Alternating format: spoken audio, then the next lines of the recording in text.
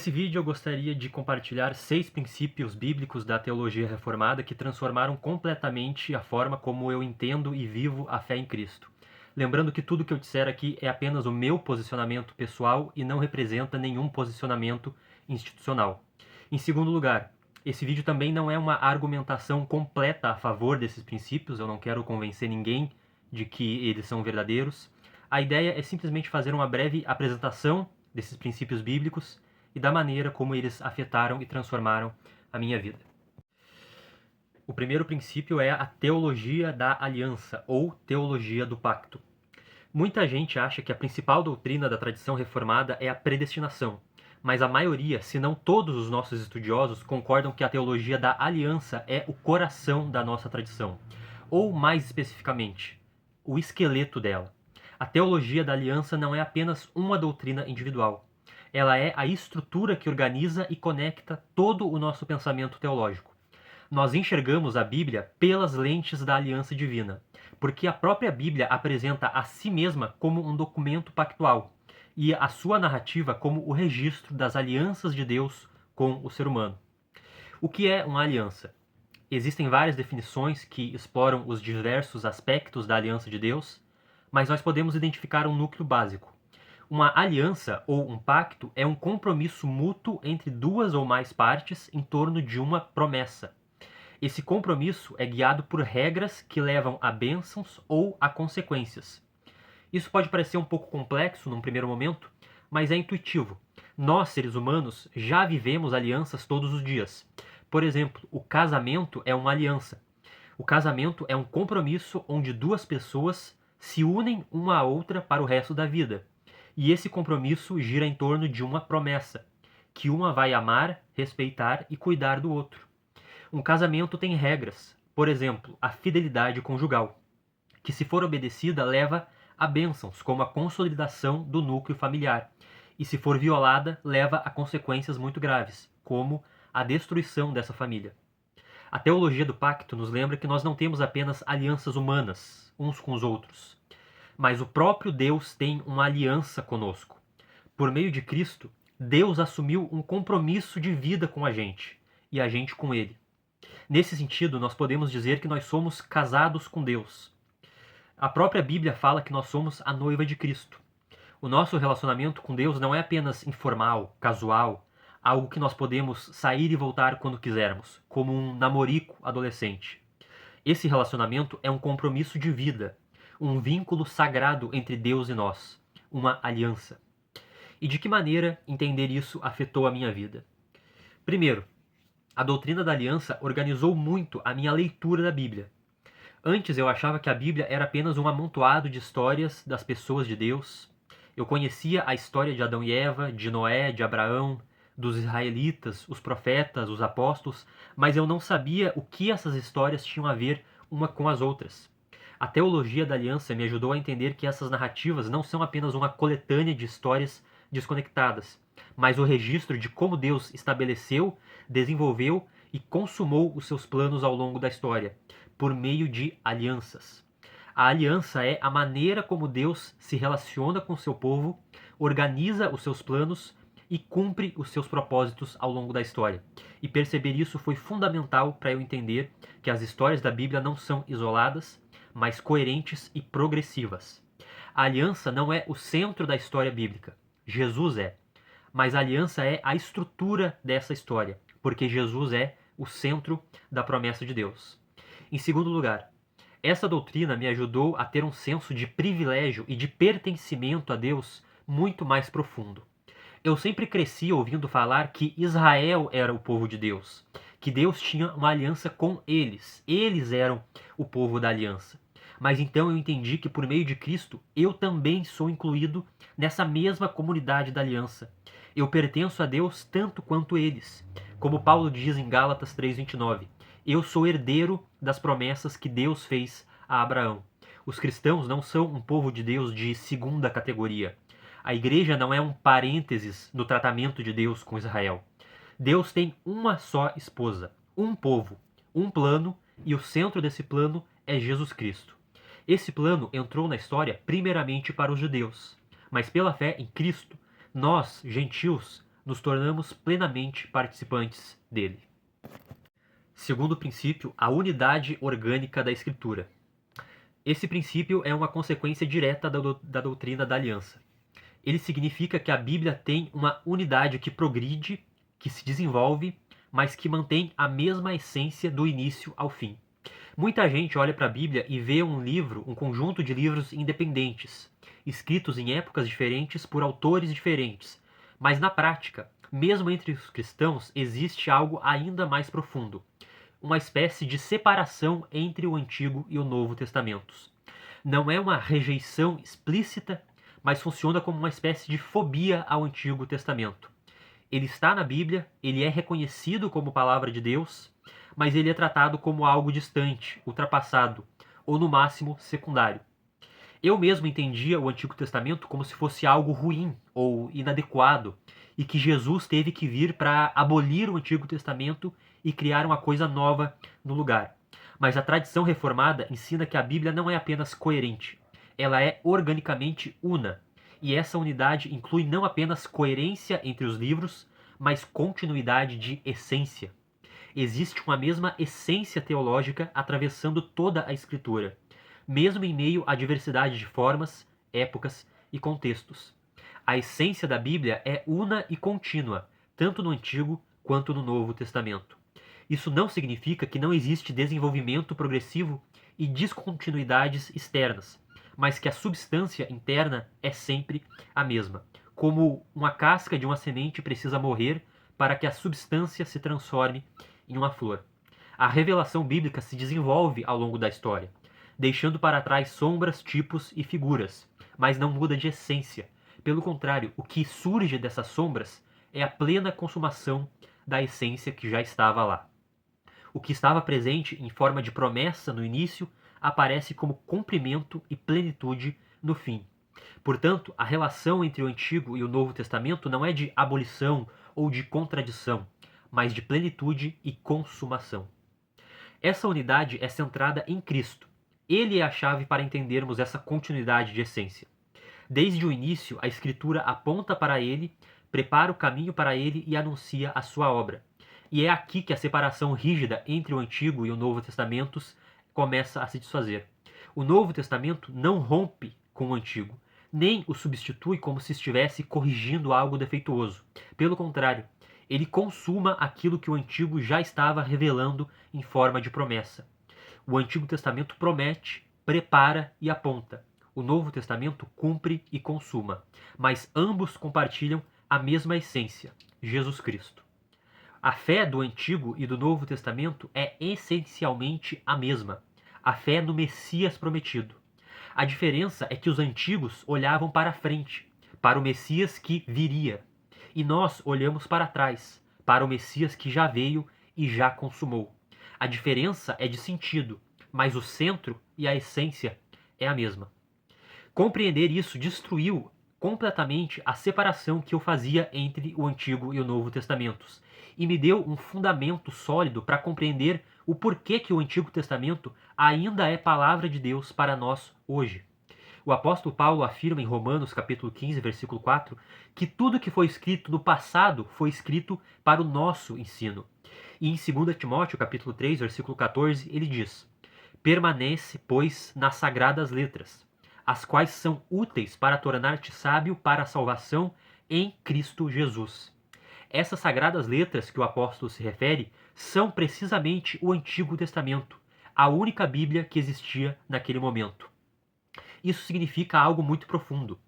É possível ser cristão, salvo por Jesus Cristo, a partir do Antigo Testamento.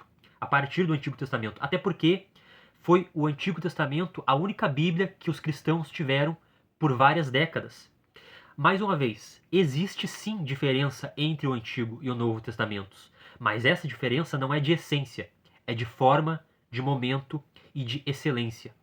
Nós não sacrificamos mais bodes e carneiros hoje, porque o nosso carneiro puro e verdadeiro já foi sacrificado na cruz. Mas essas duas realidades não se contradizem entre si. Pelo contrário, a primeira aponta para a segunda, e a segunda é a consumação da primeira. Terceiro princípio, O papel da lei no plano de Deus.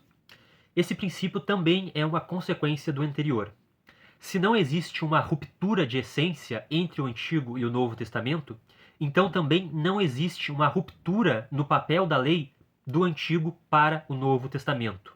Deus nunca pretendeu que a lei fosse um caminho de justificação. Esse é um princípio difícil de enxergar, especialmente para quem foi acostumado a entender a antiga aliança como um sistema baseado em obras e a nova aliança como baseada na graça. Mas uma vez que a gente vê esse princípio, não tem mais como desver. Essa dicotomia é falsa. Deus nunca quis que as pessoas tentassem se salvar por obras, obedecendo a lei, nem na nova aliança, nem na antiga. Deus sempre foi um Deus de graça. Ele sempre quis salvar pela graça mediante a fé no Messias. E sempre quis que o seu povo entendesse isso, ainda que de maneira progressiva. Deus deu a lei para cumprir um propósito revelador, pedagógico e orientador.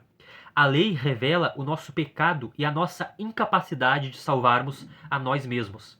E ela nos condiciona a buscar um Salvador fora de nós. A função da lei é nos fazer pedir arrego, pedir misericórdia, nos fazer reconhecer que nós não conseguimos obedecer o suficiente. E na antiga aliança, essa função aparece com uma intensidade muito forte.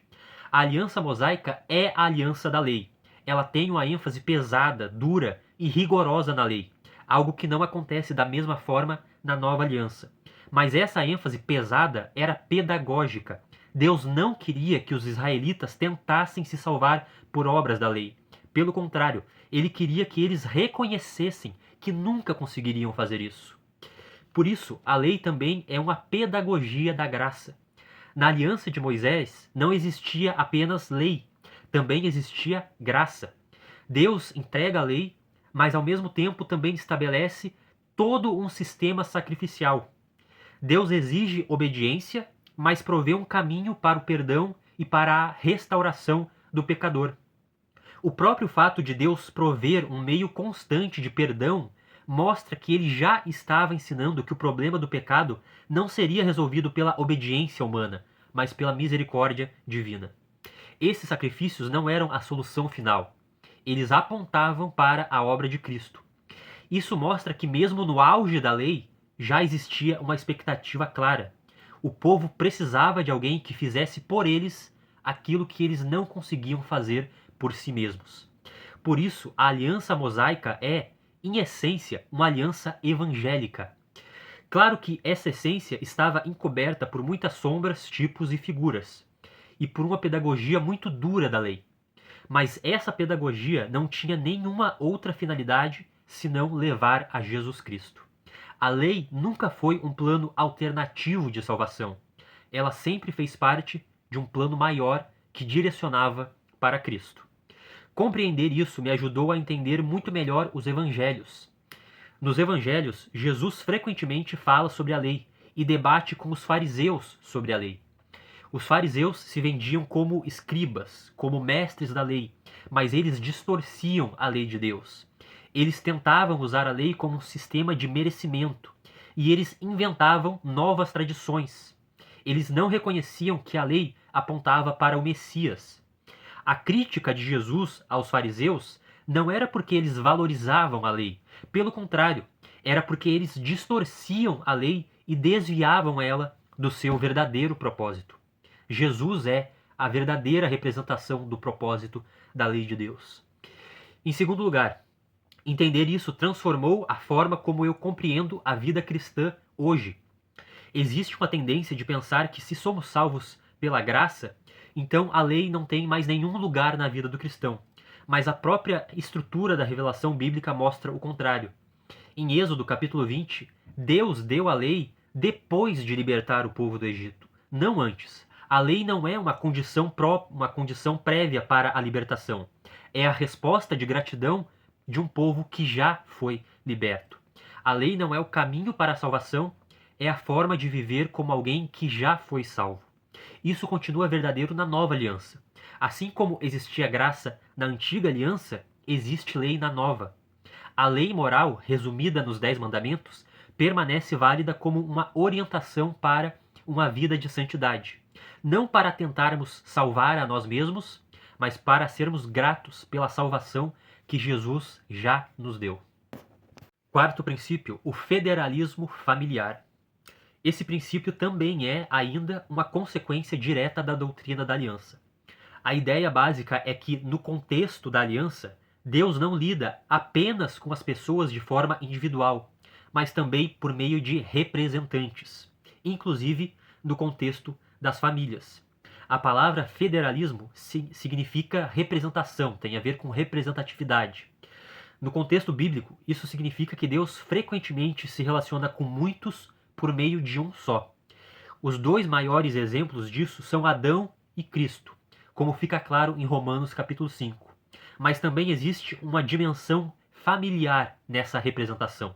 E ela é muito mais presente na Escritura do que muitas vezes nós conseguimos perceber. Em Gênesis capítulo 17, Abraão recebe uma promessa de Deus, na qual Deus se compromete a não ser apenas o Deus dele, mas também o Deus da sua descendência.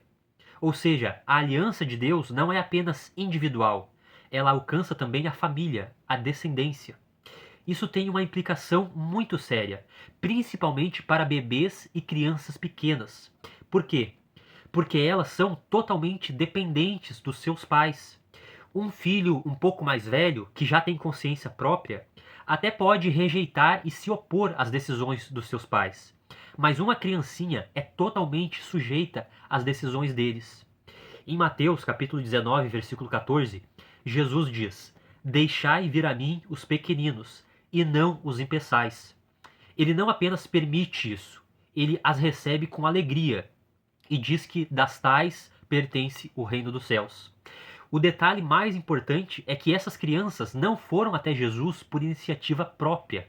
Elas foram levadas até ele por adultos. Isso significa que elas participaram de um encontro real com Cristo, não por uma decisão consciente própria, mas por causa da fé e da iniciativa dos seus responsáveis. E Jesus não rejeita isso. Mas esse padrão não começa no Novo Testamento. Ele aparece de forma consistente ao longo de toda a história bíblica. Quando Deus chama Noé, a salvação do dilúvio alcança toda a sua família. O texto não fala nada sobre a fé individual de cada membro, mas a fé do chefe da família determinou o rumo espiritual de toda a família. Quando Deus libertou Israel do Egito, as crianças, inclusive os bebês, participaram dessa libertação, mesmo sem ter uma fé própria, mas participando pela fé dos seus pais. Quando Deus abriu o Mar Vermelho, toda a comunidade de Israel atravessou, incluindo bebês e crianças pequenas. Os adultos e as pessoas que já tinham consciência atravessaram por um ato de fé própria, de fé consciente. Mas os bebês e as criancinhas pequenas atravessaram levadas pela fé dos seus pais. Esses exemplos se repetem ao longo de toda a história bíblica, não apenas como casos isolados, mas como um padrão consistente. A fé do chefe da família redefine o rumo espiritual de toda a família. Esse padrão não é abolido na nova aliança. Em Isaías 59, 21, Deus promete que fará uma aliança onde a sua palavra e o seu espírito não permaneceriam apenas com o seu povo, mas também com os seus descendentes. O princípio da descendência continua válido na nova aliança. Em 1 Coríntios 7,14, o apóstolo Paulo diz que os filhos dos crentes são santos, uma linguagem pactual que indica pertencimento à comunidade da aliança. E é por isso que no livro de Atos nós vemos vários episódios em que famílias inteiras são batizadas, mesmo que apenas a fé do chefe da família seja mencionada. Quando Paulo diz em Atos 16:31, crê no Senhor Jesus Cristo e serás salvo, tu e a tua casa. Isso não é uma promessa excepcional de salvação corporativa sem fé individual.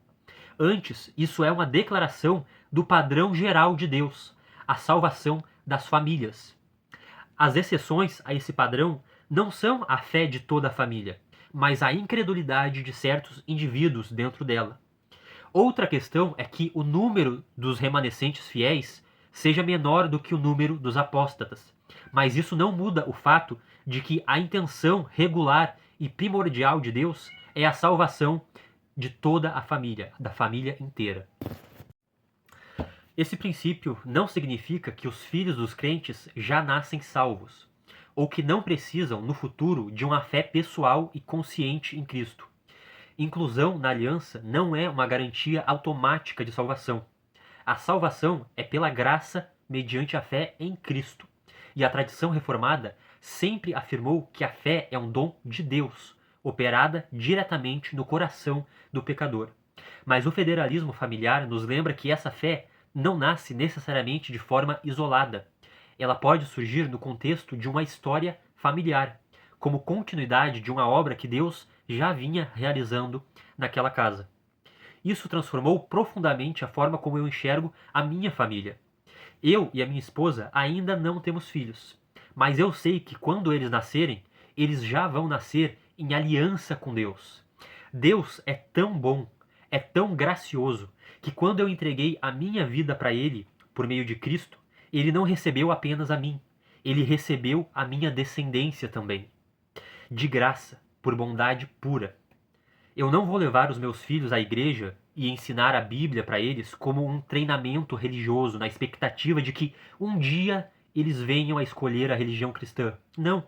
Eu vou ensiná-los a honrar e a viver a aliança que eles já vão possuir com Deus. Quinto princípio, a eternidade da igreja. Existe uma ideia bastante comum no meio evangélico de que a igreja cristã se perdeu logo no início da sua história. Como se após a morte do primeiro apóstolo ou do último apóstolo, ela tivesse se corrompido completamente, desaparecido na prática, e só viesse a ser restaurada 1500 anos depois, no período da Reforma. Mas a teologia reformada rejeita essa leitura. Ela afirma que a igreja não é uma instituição meramente humana, sujeita a desaparecer da história. A igreja é o corpo de Cristo e por isso ela é eterna e eternamente guardada por ele. A eternidade da igreja não significa que ela é infalível, nem que ela nunca se corrompe ou nunca passa por períodos de profunda decadência. A própria Bíblia nos mostra o contrário. A igreja judaica passava por vários períodos de intensa corrupção, mas a eternidade da igreja significa que Deus nunca deixa ela morrer totalmente, apesar de todas as corrupções. Deus nunca abandona o seu povo. Ele sempre conserva para si um remanescente fiel. O exemplo mais clássico disso está em 1 Reis, capítulo 19. O profeta Elias acreditava ser o último crente fiel a Deus, mas Deus dá uma resposta surpreendente. Reservei para mim 7.000 homens que não dobraram os seus joelhos a Baal. Tudo parecia perdido, mas Deus havia guardado um remanescente para si, mesmo nos momentos mais obscuros. Esse padrão se repete ao longo de toda a história da Bíblia e continua ao longo de toda a história da igreja. A igreja pode se tornar obscurecida, pode se tornar institucionalmente corrupta e pode até parecer invisível em certos momentos, mas ela nunca deixa de existir. Sim, a reforma protestante no século XVI foi necessária. A igreja medieval estava extremamente corrompida, mas a reforma não foi a recriação de algo que havia desaparecido totalmente. Foi a purificação de algo que sempre esteve ali. A eternidade da igreja alcança o Antigo Testamento também. Em Atos capítulo 7, Estevão chama a igreja, a congregação de Israel, de a igreja no deserto. Isso é extremamente significativo, porque mostra que aquilo que chamamos de igreja não é uma realidade totalmente nova, mas a plenitude do povo de Deus ao longo da história. Claro, no Antigo Testamento essa realidade aparece de forma mais embrionária, de forma mais oculta, mas a essência já está lá. Um povo chamado por Deus, separado por Ele e vivendo em aliança com Ele por meio do Messias. Isso se conecta diretamente com tudo aquilo que nós vimos antes. A mesma essência, a mesma comunidade da aliança, a mesma promessa, a mesma fé e um único povo ao longo do tempo. Isso mudou completamente a forma como eu enxergava a história da igreja. Antes, eu tendia a olhar para o passado com uma certa desconfiança ou até desinteresse, como se houvesse um grande vazio espiritual entre os apóstolos e a reforma. Mas entender a eternidade da igreja me mostrou que isso não faz sentido. A igreja nunca morreu. Deus sempre preservou homens e mulheres fiéis que creram no evangelho, viveram para Cristo e pregaram a verdade em todas as gerações, mesmo que muitas vezes em contextos difíceis ou obscurecidos. Por exemplo, Santo Atanásio foi o herói da doutrina da Santíssima Trindade contra a heresia ariana. E Santo Agostinho foi o herói das doutrinas da graça contra a heresia pelagiana. Em segundo lugar, isso me ensinou a valorizar e respeitar a tradição da igreja. A tradição não é infalível, ela não está acima da Bíblia, mas também não é desprezível. Se Deus esteve preservando o seu povo ao longo da história, então é razoável esperar que ele também tenha levantado intérpretes fiéis da sua palavra em todas as épocas. Isso explica por que os reformadores não ignoravam a história da igreja. Pelo contrário, Calvino citou os pais da igreja mais de 700 vezes nas suas Institutas. E na confissão de fé que ele escreveu para as igrejas reformadas da França, ele incluiu vários credos importantes da igreja antiga. Enfim, mas não menos importante, o sexto princípio, os sacramentos.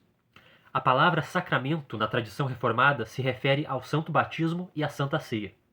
Nas igrejas evangélicas modernas, normalmente se rejeita a palavra sacramento e se usa a palavra ordenança. E isso tem tudo a ver com o que nós vimos antes. A palavra sacramento não aparece na Bíblia. A palavra ordenança também não. As duas palavras são termos teológicos. A tradição reformada, uma vez que não parte do pressuposto de uma corrupção total da igreja e de uma ruptura total com o passado, não vê problema em usar a palavra sacramento, corretamente qualificada. Hoje, muitas pessoas entendem o batismo e a ceia como atos humanos, como expressões públicas da fé, símbolos daquilo que já aconteceu no nosso coração. Essa dimensão até existe, mas ela não é o centro. Para a tradição reformada, os sacramentos não são, antes de tudo, sobre o que nós fazemos para Deus, mas sobre o que Deus faz por nós.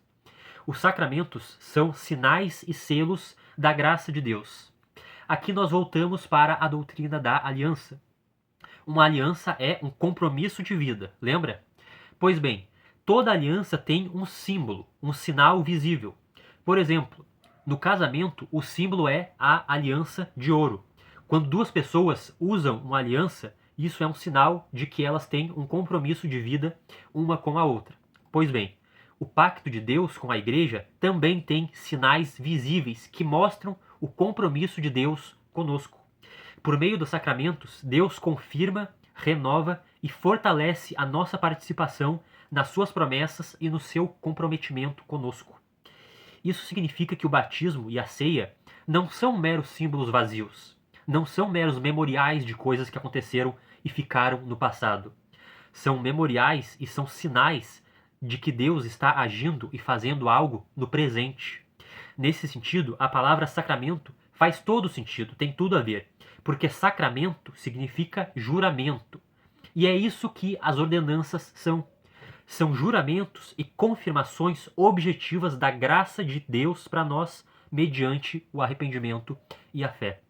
Quando nós participamos dos sacramentos, é como se o próprio Jesus estivesse dizendo: a minha obra é sua, eu fiz isso para você, a minha morte é sua, a minha vida é sua, a minha justiça é sua, a minha ressurreição é sua. Eu quero te salvar, eu quero te perdoar, eu quero te dar todos os benefícios da minha obra para você. Eu quero ser o seu salvador. Basta somente você se arrepender e crer. Existe uma ação de Deus nos sacramentos. Nos sinais visíveis, Deus realmente está agindo de forma invisível. No batismo, Deus realmente está nos unindo a Cristo na sua morte e na sua ressurreição. E na ceia, Deus realmente está nos alimentando com a carne e o sangue de Cristo. Isso não significa que o pão e o vinho se transformam literalmente no corpo e no sangue de Cristo, ou que a água se transforma na regeneração. O pão continua sendo pão. O vinho continua sendo vinho e a água continua sendo água normal. Mas existe uma conexão espiritual e real entre esses símbolos e a promessa de Deus.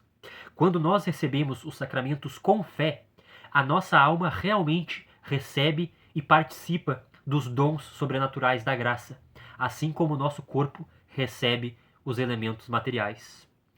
Entender isso fortaleceu profundamente a minha segurança espiritual.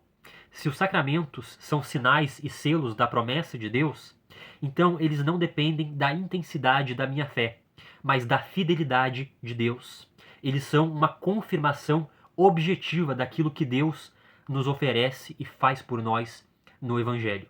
Quando eu participo dos sacramentos, Deus está confirmando para mim que, mediante a fé e o arrependimento, eu realmente sou participante do Evangelho, de Cristo e de todos os seus benefícios. Então essa é uma introdução básica de alguns princípios importantes da teologia reformada, não são todos, mas foram alguns dos que mais mexeram comigo. E eu quero que você compartilhe, se você chegou até aqui, que você compartilhe o que você achou, se você já tinha ouvido falar disso, e o que você pensa sobre tudo isso. Vamos continuar conversando sobre a palavra de Deus. Que Deus abençoe a todos.